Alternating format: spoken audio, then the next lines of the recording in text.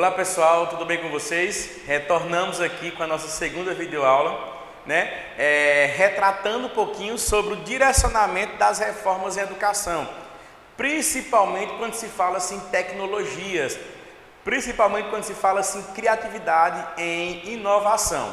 Vamos aprender um pouquinho agora aqui, aprender um pouquinho sobre esses direcionamentos em que a educação nos propõe. Que nós temos que sempre estar acompanhando essas inovações e também esses direcionamentos. Vamos lá. As mudanças educacionais, principalmente a partir dos anos de 1980, em sua maioria surgem associadas a um projeto modernizador como justificativa essencial. Então, ou seja, a partir dos anos 80, viu-se a necessidade de inovar aquilo que já existia, e criar algo novo também. Mas a principal finalidade seria o quê? De inovar, de trazer uma inovação para aqueles equipamentos, para aquele sistema que já existia anteriormente. E aí, sabemos que essa inovação foi um pouco tanto devagar, um pouco tanto devagar, mas mesmo assim havia-se essa preocupação em estar inovando todo o processo educacional, ou seja, o direcionamento das tecnologias na educação. Entretanto, é importante entender que a modernidade refere-se a um debate de ordem cultural em que predomina uma preocupação com a estética, a filosofia e as formas de compreender. Então nós sabemos que quando fala-se em modernidade, nos remete, na verdade, a um debate cultural, nos remete a um debate de informações, de conhecimento e também de ideologias. Ou seja, eu tenho um pensamento sobre as tecnologias, o outro colega tem outro pensamento e ali iremos discutir para que a gente possa chegar em um resultado final. Então, eu não posso apenas o professor Erlon, fazendo parte do Conselho Nacional de Educação, um exemplo, eu não posso apenas mudar porque eu acho interessante.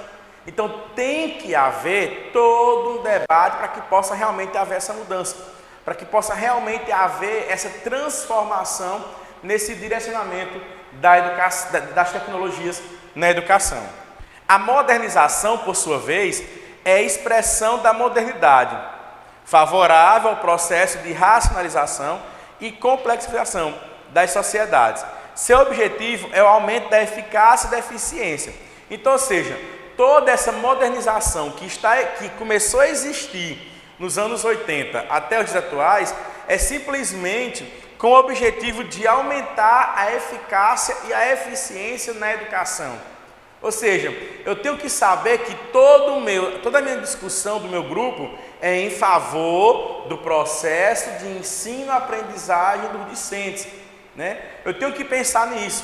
Eu tenho que pensar que eu não posso criar porque eu acho interessante. Eu não posso criar porque eu acho importante. Eu tenho que criar porque todo o processo educacional, todos os envolvidos, eles creem que é importante. Eles acham que aquilo é interessante para o processo de ensino-aprendizagem dos nossos discentes. É nesse sentido que se discute a reforma do ensino médio brasileiro e sua separação da educação profissional através da LDB, a Lei 9.393/96. Então, ou seja, nós sabemos que no mundo atual fala-se muito em reforma do novo ensino médio, reformando o ensino médio, a grade curricular, todo o sistema educacional. Então, ou seja, nessa inserção, nessa inovação que está existindo, já estão inserindo também o processo de ensino-aprendizagem voltado para as tecnologias, porque é importante. Hoje, a maioria das escolas hoje públicas, elas têm um laboratório de informática, ou se não tem, ou boa parte delas tem. Então, ou seja, aquilo é para que o aluno possa utilizar, aquilo é para que o professor possa realmente colocar em prática o que o aluno aprende na teoria. Então, ou seja, se numa aula eu vou aprender a criação de um slide, então eu tenho que entender que eu tenho que levar a teoria para a sala de aula e tenho que também trazer os meus alunos a praticar a criação de um slide. Então, ou seja, existem inúmeros motivos e existem inúmeros objetivos também para que o professor possa utilizar essas inovações. Ele tem que utilizar essas inovações para que ele possa entender que o aluno ele não é apenas um mero receptor agora. Ele é um aluno participativo. Ele participa do processo de aprendizagem dele mesmo, certo? Somente nos anos 90 é que a inovação perde seu caráter revolucionário e adquire um novo contorno diante da economia, da competitividade e da complexidade social decorrente do desenvolvimento tecnológico. Então, ou seja, foi nos anos 90 que a inovação ela perde aquele caráter revolucionário, ou seja, aquela questão que inovava-se porque queria apresentar algo. Mas não, a inovação ela faz hoje, a partir da década de 90, a inovação faz parte sim do processo de educação dos alunos. Ou seja, ela tem que estar inserida. Ela tem que estar inserida. Eu não posso apenas chegar na minha sala de aula, abrir o meu livro didático e começar a dar aquela unidade todinha durante o mês. Apenas utilizar o livro didático. Eu não posso. Até porque, como eu falei anteriormente, os nossos alunos eles não são apenas meros receptores. Eles são também receptores, mas também eles fazem parte do processo educacional. Então eu tenho que levar algo novo, eu tenho que criar algo novo para os meus alunos. Eu tenho que inovar, na verdade, certo? A inovação passa a ser considerada como uma estratégia política do Estado para criar condições de modernização e de democratização da sociedade. Então, ou seja, a inovação ela faz parte agora da política educacional do Estado. Ou seja, começa-se a trabalhar, nós percebemos que até agora as escolas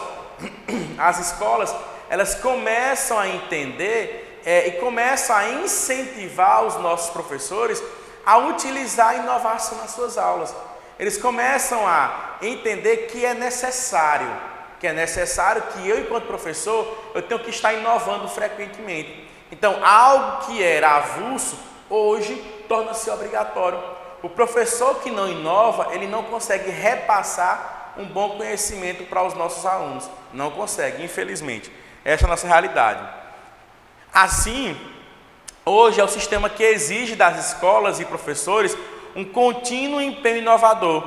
Prova disso é a recém-criação de um novo modelo de educação básica, o ensino médio inovador, né? O programa do ensino médio inovador. Então, ou seja, que foi vocês, a inovação, ela não precisa ser especificamente apenas de um aparelho eletrônico, não. Se eu não tiver um celular, se eu não tiver um computador, se eu não tiver um data show, eu mesmo assim tenho que usar a criatividade para poder inovar a minha aula de alguma forma, né? Eu tenho que inovar a minha aula de alguma forma. E é pensando nisso que eu não posso esperar apenas pelos recursos tecnológicos. Não posso apenas esperar por isso, né? Eu tenho que também esperar por eles, eu tenho que também usar eles, mas na ausência deles eu tenho que criar algo novo, né? Não necessariamente em todas as aulas. Se eu tenho 12 aulas por mês, eu não posso estar utilizando dinâmicas nas 12 aulas.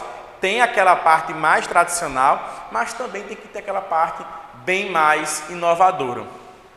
Entretanto, se observada a história das reformas educacionais, as inovações sempre são algo dado, cujo objetivo é reajustar alguma dificuldade dentro do mecanismo, sem que haja uma demanda para tanto.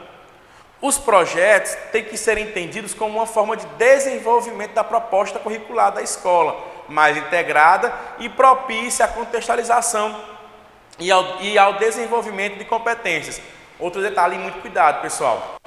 Eu, enquanto pedagogo, coordenador da escola, eu não posso apenas criar projetos por criar. O projeto que eu criar, ele tem que ser desenvolvido em cima de um problema que a escola está passando. Pronto, a minha escola está passando por um problema de dificuldade de escrita da língua portuguesa. Então eu tenho que, enquanto coordenador, ter essa visão e eu tenho que também entender que necessariamente eu preciso criar um projeto para a minha escola voltado para a dificuldade de escrita, certo? Por quê? Porque após aquele projeto vai se entender, né, ou pelo menos espera-se que os alunos possam ter aprendido algo em cima do projeto. Eu não posso apenas criar um projeto porque achei bonito numa escola X, então eu vou trazer para a minha escola. O problema da escola X é o mesmo da sua escola, né? Se não for, não faça, porque não terá retorno nenhum de aprendizagem para os seus alunos, certo? Então, observe o problema e crie algo inovador, crie o seu projeto. Com ênfase no comportamento proativo do aluno, do contrário, eles irão parecer inquestionavelmente uma pausa pedagógica para proporcionar um ambiente de descontração. Ou seja, eles irão questionar por que criou-se esse projeto, né? Para apenas dar uma folga aos professores, para apenas dar uma folga à direção da escola. E aí não houve nenhum aprendizado formativo para os nossos alunos. E aí eles vão perceber, né? Pode ter alunos que não percebem, mas tem alunos que percebem que o professor apenas está levando aquilo para a sala de aula para enrolar a sua aula, né? Popularmente dizendo. Mas na verdade tem que ter algo informativo, tem que ter algo que servirá de aprendizagem aos alunos. Aos educadores, portanto, é atribuído o papel central nos processos de mudanças. Não pode haver melhora sem os professores. Por isso que muitas reformas fracassaram. Afinal, elas, em sua maioria, ignoram os docentes e simplificam o problema. Ou seja, vai haver uma mudança na proposta da educação, ou na proposta da escola. Vai haver uma mudança, ótimo. Então reuniu-se coordenador, diretor e secretário, ou coordenadores e diretores. Não chamou o professor, não chamou o aluno, certo? Para poder ajudar naquele processo. Então não existe uma escola sem professores. Então vocês que irão optar futuramente para ser coordenadores, lembrem-se de andar lado a lado com os docentes, de andar lado a lado com os professores, tá bom? Porque se assim a proposta der certo, parabéns para ambos. Se der errado, vamos melhorar ambos, certo? Para não ficar o peso sobrecarregado apenas para um lado. É evidente que muitos dirão que os professores são pessoas sobrecarregadas de tarefas, isoladas e fragmentadas em suas disciplinas, que estão sempre exaustos e sem esperança, pressionados e sem oportunidade de reflexão. Muito se fala por aí, quando não, o professor está sobrecarregado, tem muita atividade para corrigir, tem muita prova para elaborar, tem que planejar fazer. Realmente, nós professores, nós somos sobrecarregados no nosso serviço. Afinal, nós atendemos 40 alunos de uma vez, enquanto o médico, o enfermeiro ou um dentista, né, eles atendem um por vez. Nós, professores, atendemos 40, 30, até 50 por vez, né? Então, ou seja, nós temos essa habilidade, mas nós nunca nos hesitamos ou nos abstemos de ajudar, de colaborar no processo educacional. Até porque a minha colaboração vai refletir na minha maneira no futuro. Não adianta que eu não vou colaborar, mas eu vou apenas receber o projeto pronto. Não, eu tenho que estar por dentro do projeto, eu tenho que colaborar, por mais que eu esteja sobrecarregado. Sabe por quê? Porque quem vai colocar em prática sou eu, professor. Então sou eu que sei a minha realidade, né? Até onde eu posso ir realmente. Ok? Então, encerramos aqui a nossa segunda videoaula e entendemos um pouquinho desse direcionamento, até onde o professor pode ir, até onde o coordenador pode ir e até onde toda a rede educacional pode ir para conseguir êxito. Pessoal, até a próxima, se Deus quiser.